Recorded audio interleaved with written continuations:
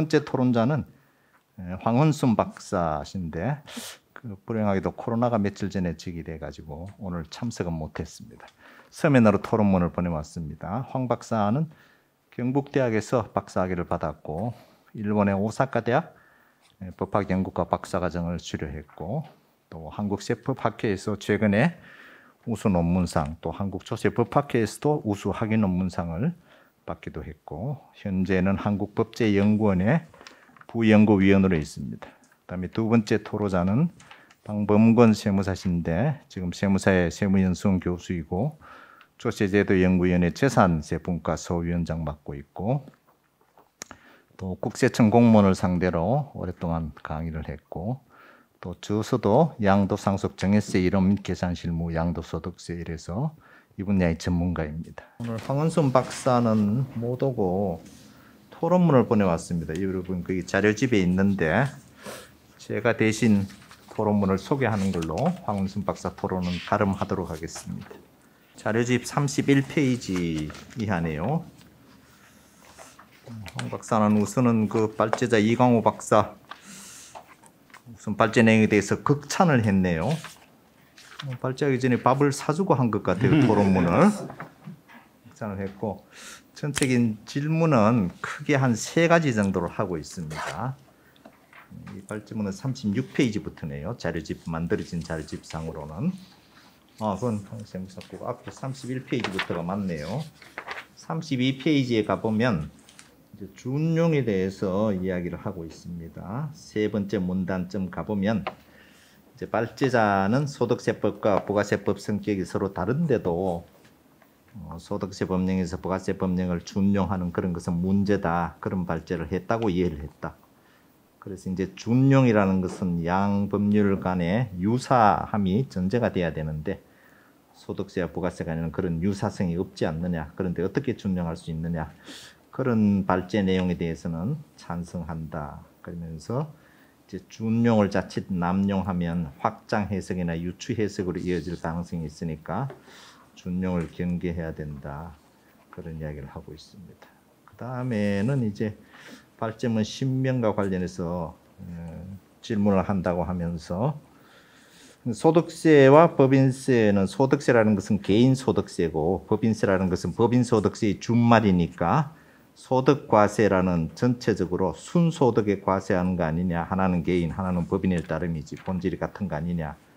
그러면서 이제 법인세법에서 준용하는 것이 타당하다라고 하고 있는데 그게 무슨 뜻이냐 그런 이야기를 하고 있어요. 이유가 뭔지를.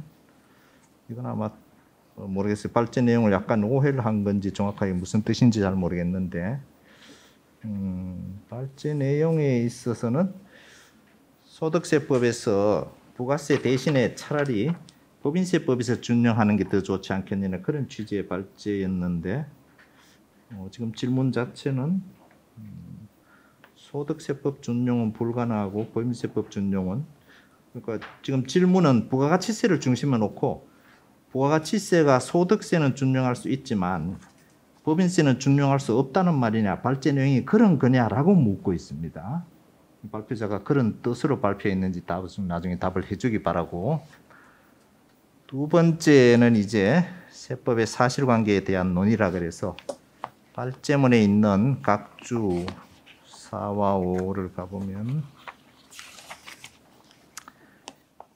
자료집 11페이지입니다. 각주 4번 사업자가 토지와 지상 건물을 일괄 양도하면서 계약서상에 구분 표시하되 건물가액은 0으로 하고 양수인이 건물을 철거하기로 한 경우로서 계약 체결 당시에 철거가 예정되어 있고 실제로 철거가 되었다. 또 이렇게 건물가액 영원히 정상적 거래에 비추어 합당하다고 인정되면 해당 건물 공급가액은 0으로 해야 된다.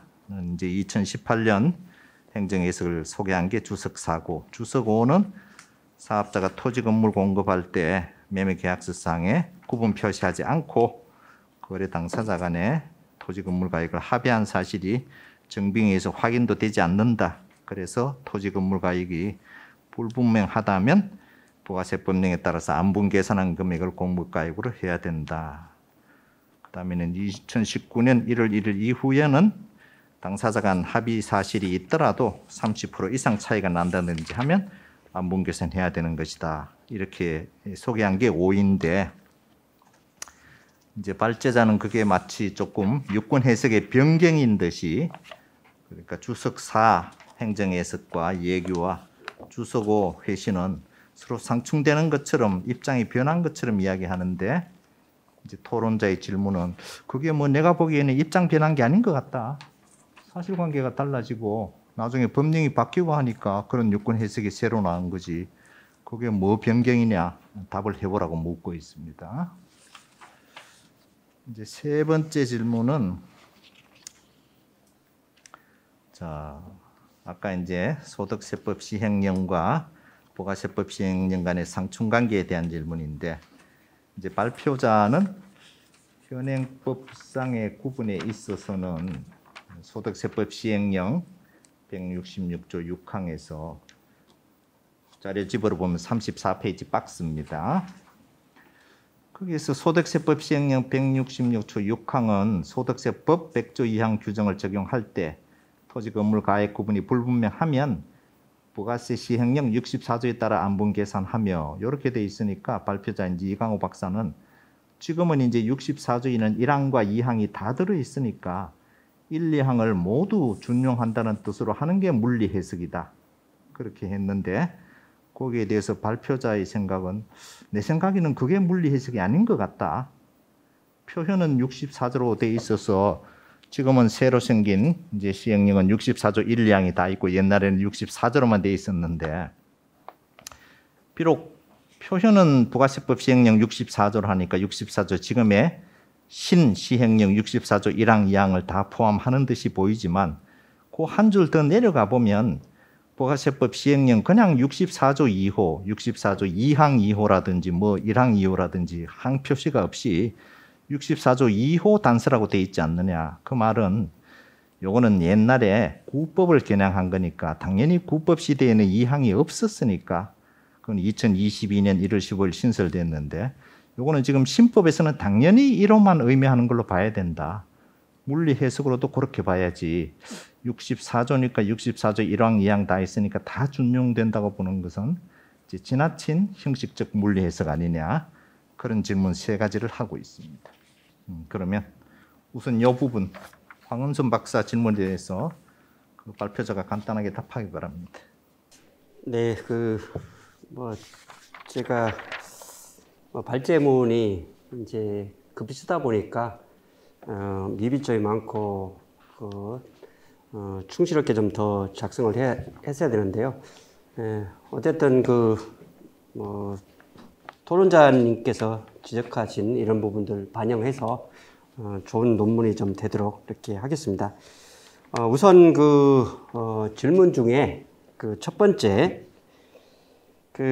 질문 중에 이제 소득세법보다는 법인세법에서 준용하는 것이 타당하다 이렇게 그런 의문점을 이렇게 지적을 하셔 주셨는데요. 이 부분은 내용상 조금 착오가 있었던 것 같습니다. 제가 의도했던 바는 이 소득세법에서 어떤 사업개시라는 판단을 왜 애연과세고 거래과세인 부가가치세법 시행령 6조를 갖다 쓰느냐. 차라리 소득과세인 법인세법상 사업개시일, 법인세법 시행령 6조에 보면은 사업개시일은 설립 등기라고 기재되어 있죠. 차라리 그거를 갖다 쓰는 것이 합리적인 해석이 아니냐. 이제 이런 취지로 썼던 부분입니다. 그리고 또 한 가지 두 번째는 유권 해석이 거기 보면 이제 네 번째와 다섯 번째가 있는데 네 번째 애규는 우리 부가세법 제29조 에서 30% 룰이 적용되기 전에 그 경우에는 이제 건물가액을 0으로 해도 인정이 되도록 이렇게 하다가 2019년도 1월 1일 날 부가세법 29조 9항을 개정을 하면서 이제 소득세법에 있는 30% 룰 규정을 가져옵니다. 그랬을 때 국세청에서 또 유권 해석을 바꾸는데 다만 이제 거기에 나와 있는 이 해석 사례는 조금 명확하지가 않습니다. 그래서 당초에는 제가 요 해석을 넣지 말고 그 2020년 8월 24일 날 유권 해석이 있는 게 있어요. 그래서 법령 해석 0544인데 거기 보면은 이제 똑같은 내용이거든요. 그 토지와 건물을 이제 매입해 가지고 건물을 즉시 철거한 경우에 매매계약서에 건물가액을 0으로 했을 때 이것을 어떻게 볼 거냐, 그것을 인정할 거냐, 이거에 대해서 국세청에서는 유권 해석을 바꿔서 그건 안 된다. 이 경우에는 안 분해야 된다. 이렇게 이제 유권 해석을 변경을 했습니다. 그래서 그 해석 사례를 조금 바꿔주시면 될 것 같고요. 그리고 이 부분은 제 생각으로는 명확한 것 같습니다. 무슨 얘기냐면은 제가 개정안에서도 이제 제시를 했듯이 소득세법에서 부가가치세법 개정된 것을 미처 생각을 못했지 않았나 이런 생각이 드는데 이 소득세법이 이제 먼저 그 규정을 해놓고 있고 64조에 따라 이렇게 돼 있거든요. 근데 그것은 이 부가세법 2항이 신설되기 전에 그러다 보니까 64조에 따르니까 당연히 물리해석으로는 64조에 있는 1항 2항을 다 따라야 되는 게 맞거든요.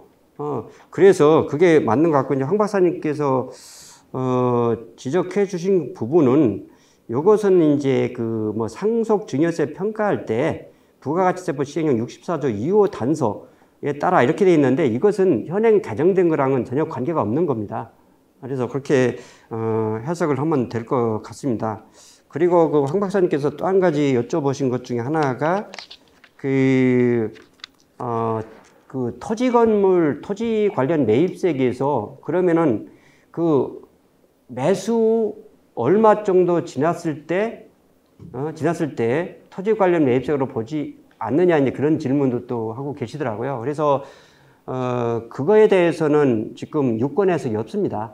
결국은 보통 부동산 개발 사업을 하게 되면은 그 상당한 기간이 걸쳐가지고 뭐 인허가도 받고 그러다 보니까 뭐 한 3, 4년 지나고서 철거할 수도 있는 거고 또 이제 임대인이 있을 수도 있고 임차인이 있을 수도 있고 그러다 보니까 이 매수자 입장에서 취득해가지고 상당 기간 건물을 사용했느냐 결국은 건물에 대해서 자산으로 잡고 감가상각도 하고 유형자산으로 계상을 하고 그렇게 했느냐 이제 그런 어떤 사실 판단 문제고 다만 그 일본 법령에서는 제가 찾아보니까 그 1년 기준으로 두고 있더라고요. 그래서 1년 미만은 토지 관련 매입세고 1년이 지나면은 이제 건물로 해서 매입세 공제를 해주는 것으로 이렇게 이제 해석을 하고 있습니다.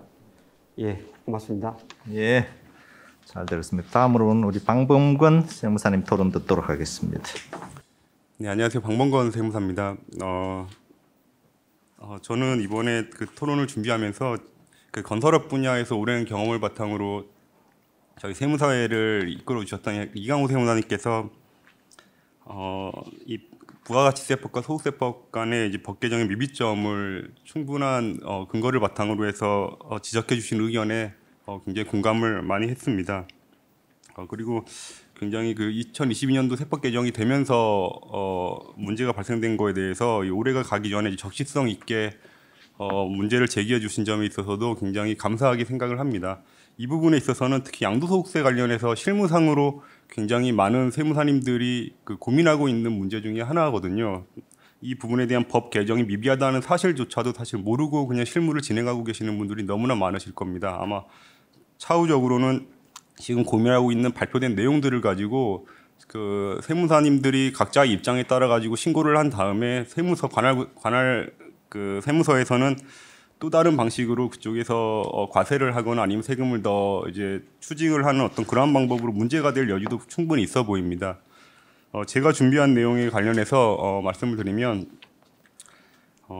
일단 토지 건물 일괄 공급에 대한 양도세 과세 문제는 그 페이지 37페이지 오른쪽에 표를 보시면 종전부터 아주 오래전부터 이제 대법원 판례나 혹은 심판례를 통해서 많은 문제가 제기가 되어 왔던 부분들입니다. 이 부분에 있어서는 사실상 그 토지와 건물을 구분해서 양도가액을 제시하는 부분에 있어서 사실상 그 구분한 가액이 합리적 근거가 없이 불분명하다는 사실을 입증하는 것 자체가 굉장히 어려운 부분이었습니다. 실무상으로요. 그렇기 때문에 거기에 대해서 2016년도에 소득세법이 명확하게 개정이 되면서 이제 토지와 건물들을 일괄 양도하는 경우 그 구분가액을 30% 이상 기준 시가랑 비교해서 30% 이상 차이가 나는 경우에는 불분명한 경우로 보도록 이제 명확하게 규정을 해놓고 있습니다. 그래서 표에 보시면 아시겠지만 소득세법에서도 지금 현재 취득 또는 양도 당시의 기준 시가 등으로 안분 계산을 하고 그리고 안분 계산 기준 구분 기장한 가액과 안분 계산한 가액과 30% 이상의 차이가 있는 경우에는 이제 불분명으로 인정을 하고 있습니다. 이 안분 대상은 토지와 건물뿐만 아니라 토지와 토지를 같이 양도하는 경우 혹은 건물과 건물을 같이 양도하는 경우에도 모두 다 적용을 하고 있습니다. 혹은 최근에 심판내는 이제 건물과 토지의 소유자가 다른 경우에도 마찬가지로 30% 규정을 두고 있어가지고 어떤 조세피 목적을 최초에 이제 심판내 사례들은 조세피 목적을 두고 이제 얘기가 나왔지만 지금은 조세피 목적을 떠나서 어찌됐건 기준시가와 30% 이상 차이가 날 경우에는 적용을 하도록 하는 어떤 강행 규정으로 지금은 적용이 되고 있습니다. 그리고 이제 부가가치세법 시행령 64조 2항 2호에 대해서도 설명을 너무나 잘해 주셨는데요.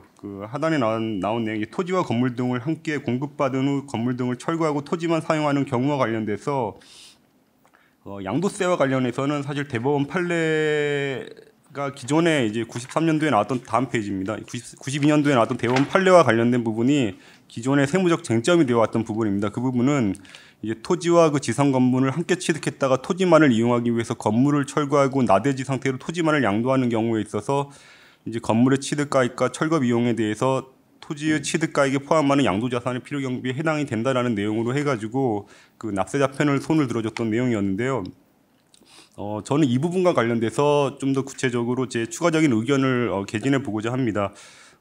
첫 번째 내용은 일단 그 매수자의 사후행위와 관련해서 양도가의 결정의 문제점인데요.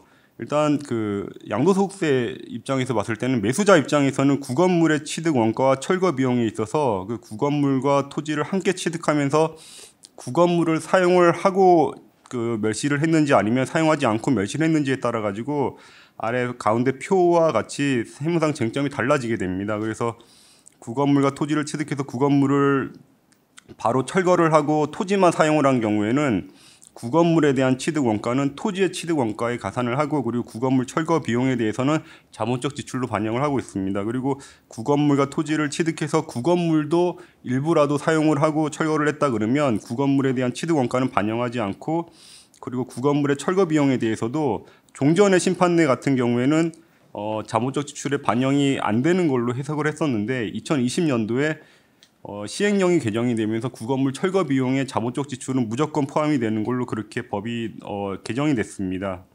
하지만 이 세무적 쟁점은 이제 매수자 입장에서 해당이 되는 거고요. 매도자 입장에서 보면은 그 매수인이 부동산을 취득한 후에 건물을 철거를 한 다음 그 부지 위에 새로운 형태의 이제 건물을 신축할 어떤 사업 계획을 가지고 매매 계약서를 작성을 서로 간에 이제 합의를 통해서 진행을 할 수가 있지만 사실 여러분들이 다 아시는 것처럼 지금 뭐 그런 사례들이 많이 발생이 됩니다. 지금 이제 건물을 새로 짓고자 한다면 이제 원자재 가격이 많이 상승해 가지고 과거보다 굉장히 많은 비용이 들어야지 건물을 지을 수가 있고 또 대출을 통해서 건물을 짓고자 해도 대출 이자가 과거보다 굉장히 많이 증가된 상태입니다. 그런 걸로 인해서 본인의 사업 계획이 최초에 진행됐던 거와 달리 지연이 될 수도 있고 그렇게 되면 종전에 있던 건물을 바로 멸실하지 못하고 철거하지 못하고 어느 정도의 기간이 지난 다음에 그걸 유지하고 있다가 새로운 건물을 이제 짓기 위해서 건물을 철거하고 새로 신축하는 경우들이 발생이 되는데 그러한 경우 합의에 의해서 인정이 됐다 그래가지고 매매계약서상 합의가 이루어졌다 그래가지고 매도자는 건물가액을 0으로 잡아가지고 양도세 신고를 할 수 있지만 매수자 입장에서 사업계획이 틀어졌을 경우에 그러면 나중에 가가지고 그 부가가치세법 시행령 그 64조 2항에 따라 가지고 그냥 0을 그대로 인정을 받는 게 인정을 받지 못하게 되는 상황이 돼버린다면 매도자는 매수자의 어떤 사후 행위와 관련돼 가지고 본인이 의도하지 않게 가산세를 낼 수도 있습니다. 세금이 다시 추징이 돼서 건물가액을 0으로 인정 못 받게 되고 기준시가 30%로 기준시가를 안분한 금액으로 계산을 하게 되면은 양도세가 더 많이 나옴으로 인해 가지고 가산세 문제가 추후적으로 발생이 되는데 그거는 매도자 본인의 문제가 전혀 아니고 매수자 입장에서 사업 계획이 바뀌었을 뿐인데도 불구하고 그런 경우가 발생될 수도 있기 때문에 이 부분에 있어서도 굉장히 중요한 문제점이 될 수 있고요. 그리고 두 번째로 제가 잡은 건 어찌됐건 모든 부동산에 대해서 매매 행위가 이루어지면 거기에 따라서 그 양도가액은 어떤 적정 가치가 반영이 되어야 된다고 생각을 합니다. 지금 매매계약서 상에도 분명히 건물과 토지가 부동산으로 구분 표시가 되어 있고 그리고 매도인과 매수인 간의 토지와 건물 모두를 이제 매매 목적물로 삼겠다는 의사가 분명히 합치가 되어서 그 경우 이제 계약을 체결하면서 건물의 가액은 영원으로 결정을 할 수는 있습니다. 하지만 그건 이제 당사자 간의 의견이 되는 거고 어찌됐건 저희 그 소득세법에서는 이제 시가를 이제 존중하고 있습니다. 그래서 시가와 대가의 차이에 따라서 특수관계자의 경우에는 이제 부당행 계산에 대한 문제가 발생이 될 수도 있는 거고요. 혹은 상속이나 증여처럼 어떤 대가가 없이 소유권이 이전되는 경우에도 상증법 60조나 66조의 규정에 따라서 시가평가나 혹은 보충적 평가를 통해서 가액을 산정하도록 되어 있습니다. 그리고 대가가 없는 경우, 교환의 경우에도 기준시가라는 제도를 통해 가지고 과세를 현재 하고 있습니다. 양도가 되는 어떤 건물과 토지에 있어서 지금 현재 어떤 심판의 결과나 이런 걸 보면은 이 건물에 대한 어떤 노후 상태 혹은 이 매매계약서 특약사항에 기재된 내용 그리고 언제 철거됐는지 그 시점 그런 거에 따라 가지고 실질적으로 그 가액을 0으로 잡는 게 문제가 되는 경우도 있고 문제가 되지 않는 경우들도 있는데요. 그 양도가 되는 물건에 있어서 물론 그게 노후화가 현저하게 이루어졌고 그리고 가치가 없다고 해도 사실상 저희가 세법상으로 그 소득세법상으로는 그 건물에 대한 기준 시가에 대한 양도 당시 기준 시가에 대한 가치는 분명히 존재합니다. 그렇기 때문에 그걸 모두 무시하고 단지 그 토지만을 사용하기 위해서 건물을 철거한다는 목적으로 매수자가 취득했다는 그 사실만으로 건물을 임의 가격 그냥 영원으로 잡을 수 있다라고 하게 만든다면 그 양도소득세 소득세법의 어떤 근간에도 문제가 될 수 있는 그런 요소라고 생각을 합니다. 제 의견은 여기까지 말씀드리겠고요. 예, 그 발표자님이 관련된 내용에 대해서 어떤 의견이 있으신지 여쭤보겠습니다. 예. 방세무사께서는 첫째는 이제 발제 자료집 38페이지에 있는 매수인 측 사정에 따라서 즉시 철거할 수도 있고 조금 뭐 경제 사정에 따라서 바로 철거를 못하고 조금 이따 철거할 수도 있는데 거기에 따라서 매도인 측의 과세 문제가 달라지는 게 그게 합당하냐 이제 그런 질문 의문. 두 번째는 당사자가 가령 부가가치세 목적상 건물을 영원으로 결정을 했다 치더라도 그 소득세법이나 또 상증세법에서는 그걸 그대로 꼭 존중해야 되느냐, 소득세법, 상증세법 측면에서 다시 과세하겠다든가 그럴 여지는 없느냐 이런 취지 질문을 했습니다. 네, 발표자가 대답하기 바랍니다. 네, 방세무사님 토론문 잘 봤습니다. 대체적으로 저도 동의를 하고요. 이 부분이 제 발제문 중에서 보면은 그 28페이지에 거래 당사자 간의 어떤 이해관계 상충이라고 되어 있는데 이게 이런 문제가 있을 수 있거든요. 매수자 입장에서는 부가가치세법 29조 9항에 따라서 부가가치세를 0으로 해서 부가세를 안 내려고 할 것이고 그 매도자한테 안 주려고 할 것이고 근데 매도자 입장에서는 건물가액을 0으로 하면은 토지에 대한 취득가액을 인정을 못 받기, 건물에 대한 취득가액을 인정을 못 받기 때문에 또 매도자 입장에서는 건물가액을 어느 정도 이렇게 하려고 하는 그런 이해관계가 있어서 상충이 된다는 거죠. 그런데 이제 제 발제문에서는 결국은 부가가치세와 이 소득세를 좀 별개로 이렇게 판단을 해야 되지 않느냐. 지금 방세무사님께서도 언급했듯이 양도 시점에서 엄연히 토지가액과 건물가액이 이제 현존하고 있기 때문에 이제 안분 계산해야 된다는 게 이제 타당하다고 생각이 되고요. 그리고 아까 또 어떤 부분이죠? 제가 말씀하신 것 중에 하나가 지금 대법원 이 법원에서는 결국은 그런 것 같아요. 이제 매도자와 매수자가 철거 목적이다. 실질적으로 철거 행위가 이루어졌다. 그랬을 때는 법원에서는 매도자 매수자가 토지만 이용하려고 산 거 아니냐. 그러니까 비록 건물가액은 없는 거 아니냐. 여기 이제 대법원 판례도 나왔지만은 그것은 어떤 토지에 대한 대가지 건물에 대한 대가는 이건 아니다. 이렇게 이제 대법원에서도 보고 있고, 그리고 방세훈 목사님이 또 한 가지 말씀하셨던 것 중에 하나가 사후 행위에 의해서 양도소득세와 부가가치세가 결정되는 것은 좀 문제가 있다. 만약에 매수자가 철거를 하지 않았을 때 어떻게 할 거냐?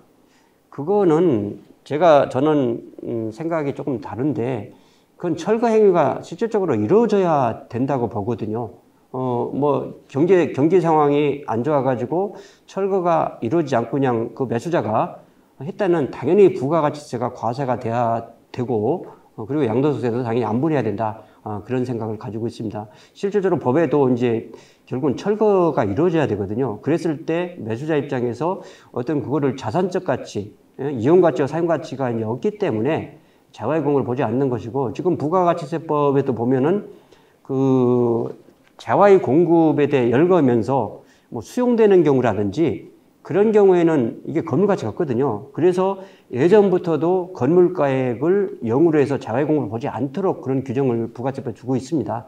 그렇기 때문에 사후적인 행위가 이 공급 시기 이후에 이루어지는 행위, 그것 가지고서 미칠 수는 없다고 판단이 되고, 다만 이제 철거했을 때 그런 특수한 상황, 그 경우에는 영향을 미쳐야 된다. 건물가액을 0으로 해야 된다. 이렇게 말씀을 드리겠습니다. 이상입니다. 그러니까 이거를 이제 토지 건물을 일체로 하나의 부동산으로 파악하면은 논란이 있을 수가 없습니다. 그지? 70억에 산 부동산을 내가 건물이 철거됐든 말든 100억에 팔았다. 양도 차익이 30억이죠. 이런 여지가 없는데, 토지 건물을 따로 보니까 막 견해가 갈라지고 복잡해졌지요. 그다음에 29페이지에 그 개정안 64조 1항으로 분명하게 하자라는 거, 이거는 꼭 고쳐야 될 것 같네요. 이거는 이제 아까 황원순 박사처럼 해석할 수도 있지만, 요컨대 표현은 64조로 되어 있지만 그 뜻은 64조 1항이다. 그렇게 할 수도 있지만, 이거는 이제 입법이 따라가지 못해서 못 고치고 부가세 시행령 바뀌었는데 소득세법 시행령은 옛날 2016년 그대로 놔둬서 일어나는 일인데, 우리 조세 법령 중에 이런 것들이 왕왕 있습니다. 왕왕이 있어요. 그럴 때 이제 과세 당국은 뭐라고 주장을 하는가 하면은, 표현이 조금 미비하더라도 입법 취지나 그 개정 경위를 보면은 그런 뜻인 줄 알고 있으니까 큰 문제 없다, 이런 이야기들을 많이 합니다. 그게 참 어려운 소리예요. 우리는 기록을 남기지 않는 문화이기 때문에 입법 취지를 확인할 방법이 없습니다. 입법 취지라는 게 아주 단적으로 말하면 기획재정부 세제실 사무관의 마음입니다. 근데 그 마음을 알 수가 없어요. 세월이 흐르면 그 사람을 찾을 수도 없고, 찾아서 물어보면 그 사람 내가 그런 걸 했던가 하는 게 대부분입니다.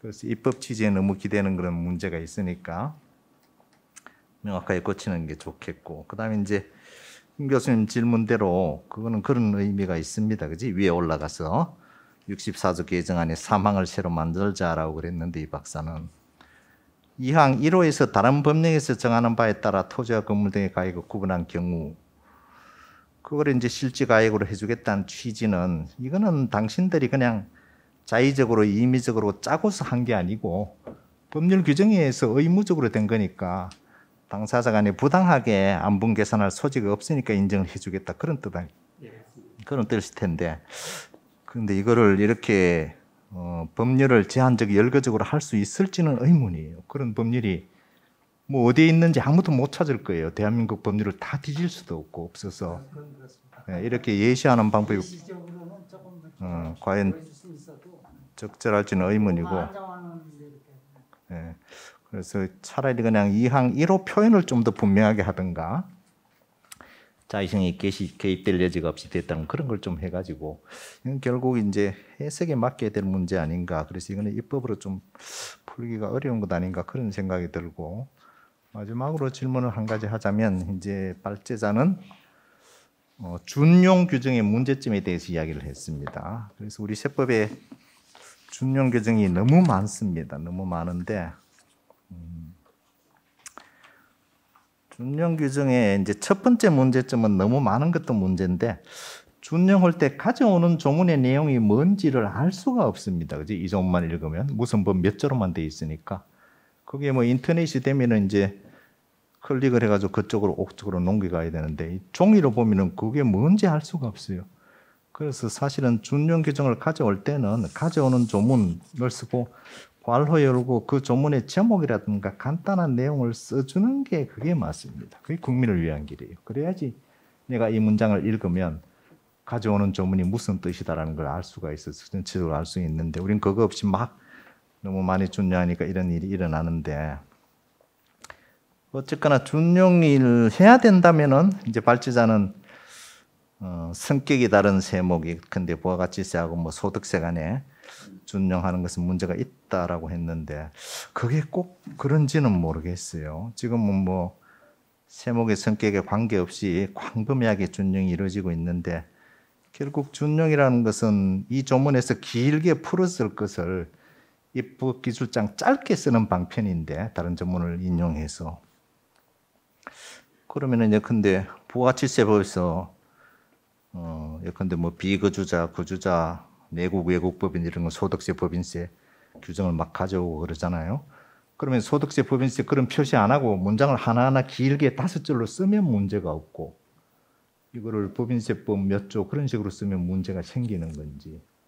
그래서 각각 조세법률 간의 성격이 다른 것은 맞지만 그 준용은 입법 기술상의 문제에 불과한데 그게 꼭 개별 세목의 성격하고 연관이 될지 그건 조금 의문인 것 같아요.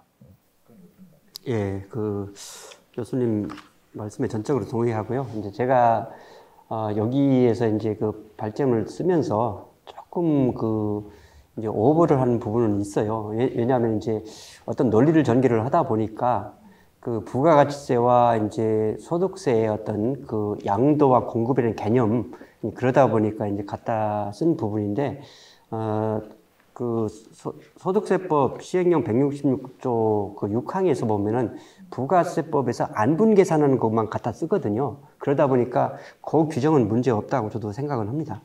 오늘 토지건물 일괄 공급에 따른 과세표준 안분 계산의 문제, 실무상도 여러분이 많은 관심이나 애로를 겪고 있는 문제고 이론상으로도 아주 여러 가지 흥미로운 문제인데 이 박사께서 잘 발표를 해줬고 우리 황은순 박사, 방범근 세무사도 수고 많으셨습니다. 예, 오늘 포럼은 이걸로 마치도록 하겠습니다. 예, 회원 여러분 건강하시기 바랍니다. 예, 수고들 많으셨습니다.